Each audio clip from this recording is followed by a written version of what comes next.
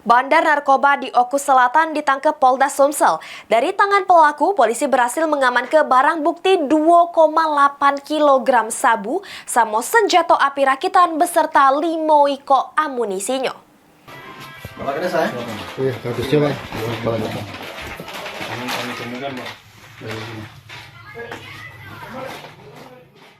Direktorat Reserse Narkoba Polda Sumsel berhasil menangkap bandar narkoba yang meresahkan warga Oku Selatan. Pelaku bernama Aryo Shima alias Bagol dak bekote pas ditangkap di rumahnya di Desa Rantau Panjang, Kecamatan Buairawan, Oku Selatan.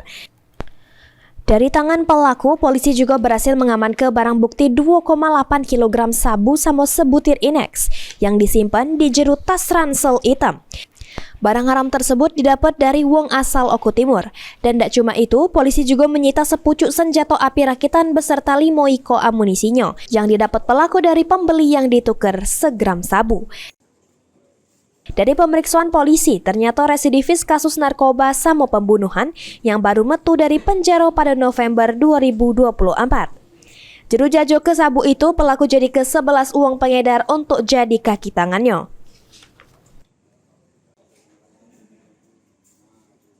Dia mendapat kiriman dari Oku Timur, setelah itu dia sebar-sebar ke kaki-kaki BD yang tadi itu.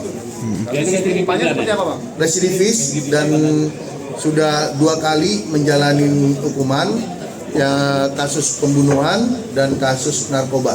Senpinya didapat dari mana, Bang? Senpinya ada di dalam tas milik tersangka. Dari mana, Bang, hasil penjualan, Bang, ya? Dia tuker dengan sabu seberat 1 gram. 1 gram sabu. Berarti sekitar 1 juta lah kalau dihargain senjata itu. Atas ulahnya, pelaku harus mempertanggungjawabkan perbuatannya, dijerat pasal tentang narkotika dengan ancaman hukuman seumur hidup atau pidana mati. Mulyadi, PAL TV.